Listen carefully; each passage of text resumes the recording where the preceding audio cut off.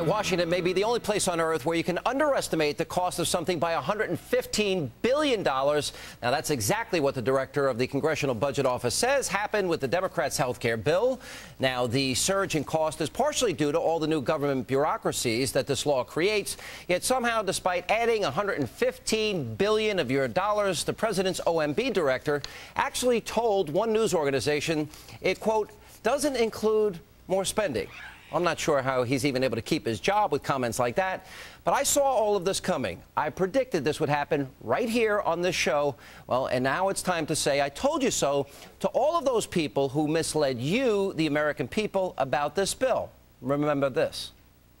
Add it all up, and the plan I'm proposing will cost around $900 billion.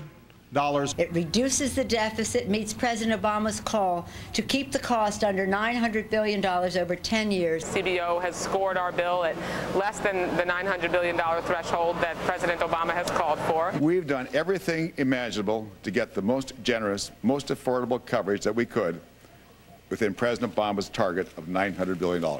This bill, somewhere will be about $850, $900 billion, fully paid for, done within the healthcare system, and it brings down the deficit. And joining me now in studio with more on this from the Fox Business Network, Jerry Willis, and Dagan McDowell is here. And welcome to both of you. Thanks for being with us. Thank you. All right. How do you get off? This is so outrageous. How are you off $115 billion? Because they needed to sell it to the American people, and you still have the American people, a majority, with 56%, according to Rasmussen, want to repeal this health care because they see what this is. This is a blank check for a giant bureaucracy that has taken us down the road to single payer. Yeah, and the thing that bothers me the most here, we saw this coming. When they first scored Medicare, it ended up being 9 times what the original cost projections were. The CBO gets it wrong all the time. And by the way, this is only the beginning in my mind. So did they wait just a certain period of time? The American people, they're off health care now, and now we'll just release this information to people? Well, you know, a lot of this stuff, they say, hey, you know, we knew we were going to have administrative costs. We didn't know what they were going to be. And guess what? We'll find some place to cut to make up for it. But, you know, Congress is not very good for it. All right. One of the things we did discover is that Kathleen Sebelius, Health and Human Services, that we found out that a week before this bill was voted on, that she was given a report that said exactly this type of thing was going to happen. And they purposely withheld that information from the American people.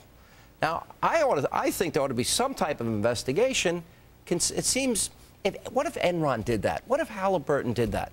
Well, that's the way that the federal government is run, and it's only going to get worse. This money, this $115 billion, this is just to set it up. This doesn't even cover any of the health care programs. And if you look out in the 10 years of full spending, this is a more than $2.5 trillion bill. You know, I got to give the Democrats some political credit. I know that's going to shock some of you out there. In as much as they're really good at this. They're great at demonizing corporations. They're great at demonizing capitalism. They're very successful. And while they're doing that, they divert the American people's attention from government malfeasance, government mismanagement. If any corporation, through general accounting practices, is off by $115 billion, they'll probably be hauled before Congress, right? Yeah, well, you know, the CBO does this all the time. You said it yourself at the beginning. We see it all the time. Look, this is $39 billion for Indian programs, $45 million for breast education for women, for disease. I mean, you look at this and you start realizing that all these costs are completely out of control. Yeah, it was always a fantasy. I thought Eric Cantor had a pretty good idea when he says you cut. Let the American people decide online the things that they want to cut. Do you like that idea? Absolutely. Let them at it. Yeah. However, what's really disturbing is you look overseas, you look at Europe and the debt crisis over there. We are digging the hole today, right here, right now. And we can borrow very easily now, borrow very cheaply, because people like treasuries compared to what's going on overseas. And all that does is just push this off down the road. Are you saying what we see in Greece and the violence and the upheaval is coming to America? Absolutely. You agree? $13 trillion in debt right now. We're about to lose that AAA rating. And we're about to double it in 10 years. When are we going to lose that rating, do you think? Could happen as early as 2013, according to Moody's. And that's not somebody who's out there. They're pretty middle of the road. Well, there's one other issue here, is that we contribute 17% of the assets to the IMF, the International Monetary Fund. That means our tax dollars at a time of record deficits and debt, we're bailing out Europe? Yes, we're helping. The American taxpayers paying the bill for Europe. Yes, and they're helping. Wait a minute, we're incurring debt to pay for their debt. I want to make sure I got that right. Yes, correct. Absolutely. Because I don't know whether to laugh or cry. And we're even sending dollars overseas and taking euros back in exchange. So we're taking on some of this debt. We're taking on some of these euros that, heck, it's not worth that much. All right, we're robbing our kids and grandkids of the future. It's frightening.